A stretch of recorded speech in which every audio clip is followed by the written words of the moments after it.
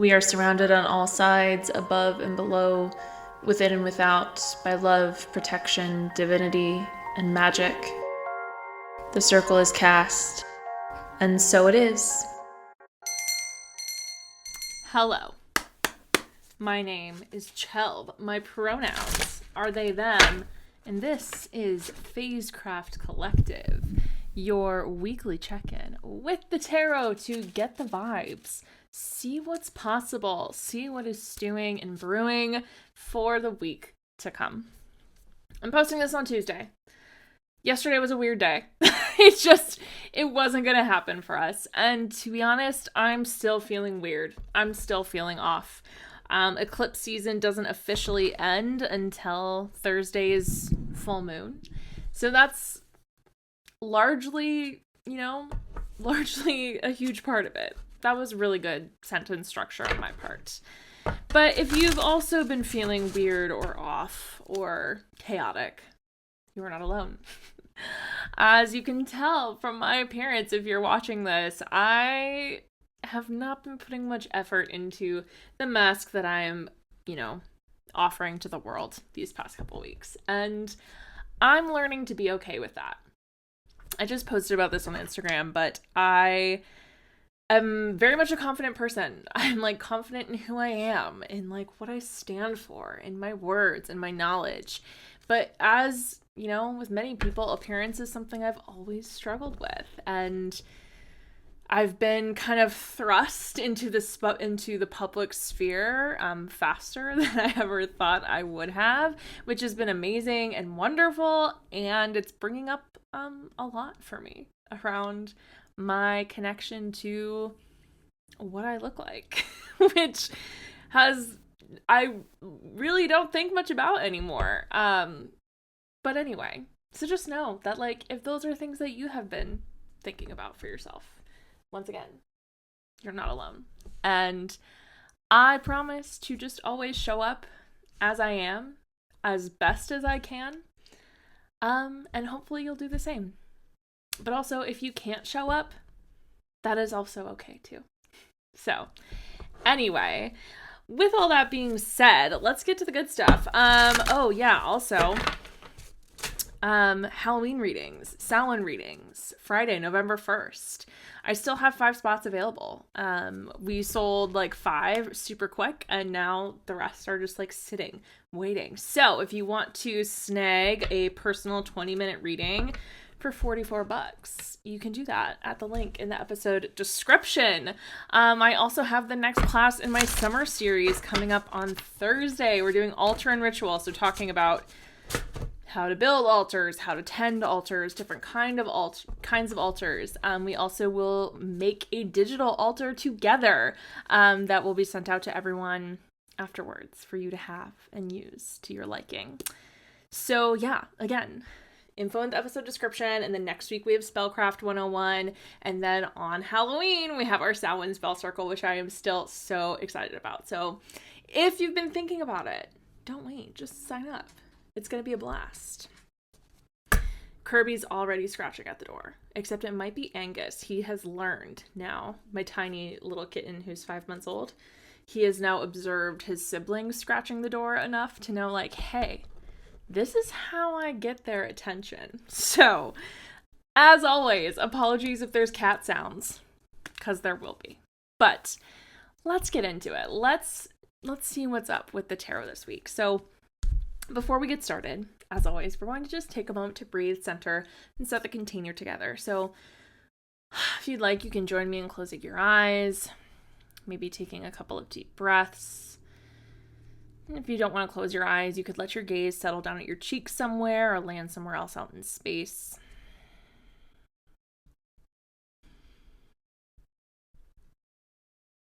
And just allow yourself to be here, to be with yourself, your body, your presence.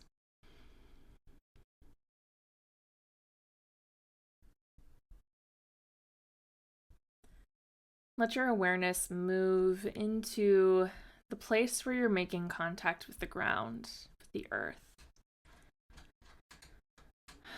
Feel gravity holding you in this space, whether it be your feet on the floor, your seat on a chair, your back on a bed. Just become aware of the weight of your form resting and being held by the earth.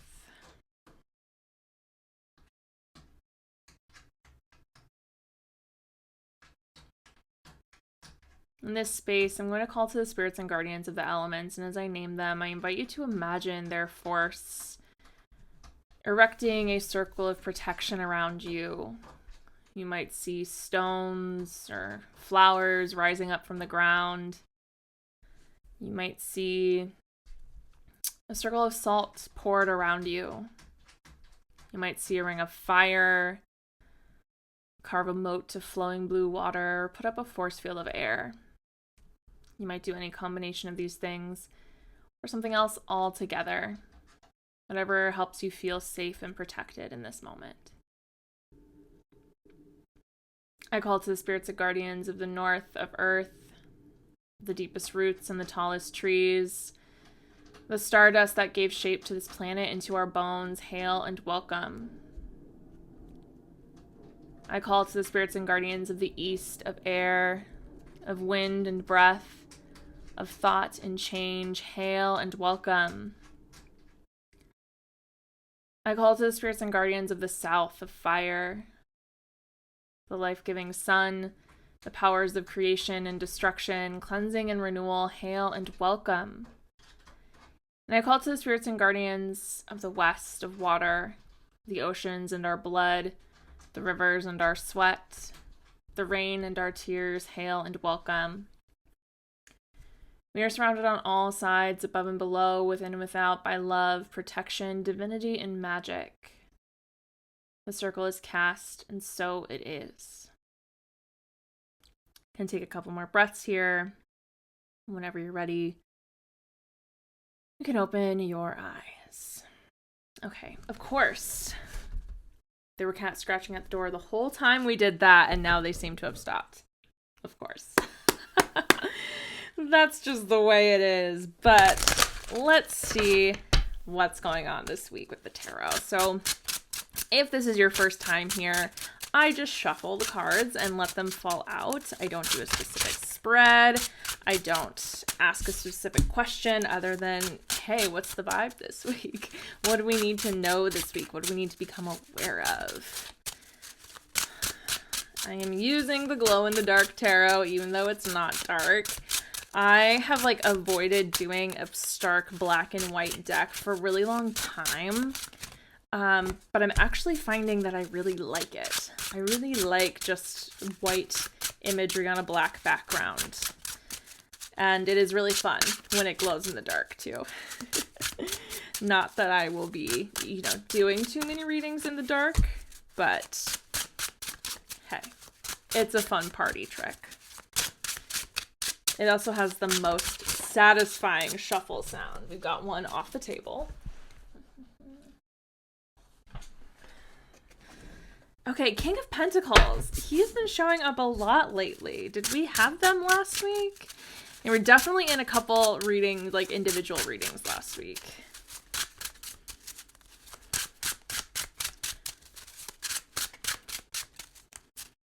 We've got the Page of Swords, the High Priestess, Eight of Pentacles. Who's this? Five of Wands. That feels very potent right now. We just got 3 threes in a row. That's wild. They all came out together. The Three of Swords, the Three of Wands, and the Three of Pentacles. Wow. 3 is, it's so funny because that's also we just got 333 out together, the angel number. And if you are a paid newsletter subscriber, I just talked about angel numbers in my Witchcraft Weekly on Sunday because I've been getting more into them. And there's the Two of Wands. But 333 as this affirmation of what the path that you are on being the right one and having hope that things will turn out. which is a very interesting one, especially with like the Three of Swords and the Five of Wands jumping out here for us right away. Okay. Is that it for us? It just shoved one out the bottom. Eight of Swords.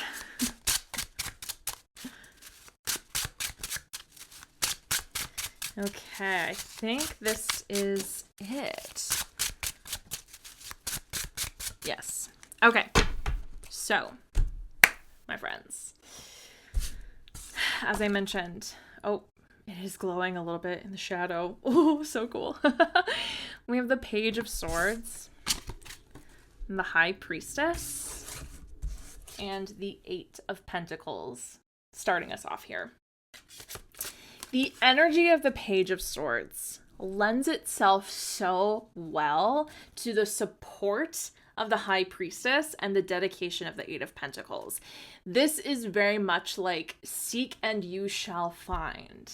Commit yourself and your energy, and the process and the effort will be worth it, if not for succeeding in what you originally set out to do, in teaching you something about yourself as you go, as you move, as you explore.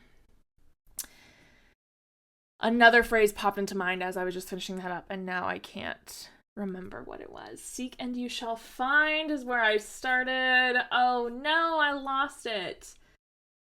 Anyway, where your attention flows, where your attention goes, energy flows? Whatever that is, of like the things that you give attention to are the things that will flourish and expand. And that goes multiple ways. That means like in a positive way, the more energy you put into yourself, into your growth, into your projects, into your efforts, the more likely they are to be successful. The more energy you put into the seeking of knowledge and expansion and internal work, the more likely you are to grow yourself, to expand yourself. And then the other way, the more you give into negative self-talk and feeling challenged and scarcity, the more of that you will attract. But again, as always, there's the disclaimer of I'm not saying like you can think yourself into or out of any specific situation, but your mindset definitely helps, right? We're scratching at the door again. I'm taking that as affirmation that this is exactly the right message that's coming through with these cards. And having them followed then by the King of Pentacles, by this like grounding force of having and sharing. We do the things that we do, yes, for ourselves, and because of how we want to show up in the world. Like, even when we do things for selfish reasons, a lot of it has to do with how we're perceived. And in being perceived, we are often sharing, inspiring. Like, no matter what you do or why you do it, it will have effect on the world around you. So you're getting solid, you're getting grounded, you're getting resourced, will inevitably impact, for better or worse, but hopefully for the better, the people closest to you, the people in your immediate sphere, the people who rely on you, right? So through all of this of like exploration, dedication, seeking, remember that at the end of the day, being grounded in reality, in your body, in what is best, not just for you, but for the collective, is where things really start to get possible. Now, from there, so we have the Five of Wands followed by the Three of Swords. And of course, as I said, like the threes all came out together. But having both the Three of Swords, the Five of Wands, and then the Three of Pentacles here, a reminder that, because we're just talking about like other people, right? Through conflict, through heartbreak, through challenge, that is often where we start to see new paths opening up, new opportunities taking shape. By going through the process of meeting other minds, especially ones that might not agree with us completely, of interacting with people in a compassionate way, right? I mean, like, yes, arguments, and getting mad is so easy. Getting mad is so easy. I used to be very much a comment section, debater back in the day. But sometimes I think too with this, it's easy to keep in mind, like, it doesn't matter how kind you are or how compassionately or how calmly you say something. If someone wants to be mad, they're going to be mad. And that will hurt. That will hurt. That will regress your nervous system. It will put you in a place of, fight or flight, of reaction. When instead, your energy could be better used looking to what you want to create and build and finding the way to make that happen. With the Three of Pentacles, we come to like the idea of like building solid foundation. Yes, there's like a whole, energy of like team here, of building a team or like finding like-minded people. But and it doesn't have to involve other people. It could just be speaking to like laying the groundwork for a solid path forward with the 3 and the 2 of Wands. 3 is it's a sacred number. It is a triangle which has 3 points, is the most solid shape, right? So we're building a solid foundation so that when we do step forward on the path ahead, both with this balance of having planned and being flexible about how we move forward, knowing that plans change, things shift, and that's okay. And in fact, that's good. But instead of putting our energy into conflict, especially if it's conflict that is not productive, and learning to know the difference, that is how, upside down, that is how we build these solid foundations. That is how we see ourselves moving forward into, again, possibility. Finally, 8 of Swords. Kind of coming back to this place of where your attention goes, energy flows. Because the 8 of Swords is all about the stories that we tell ourselves. It's all about the thoughts, the things that we do that keep us imprisoned in our own minds. And how can you start to shift? How can you start to loosen those bindings? How can you look past the swords into the hills beyond that hold your future? I'm feeling this hard with my, I can't post a video out today because my lashes aren't done. But nobody cares.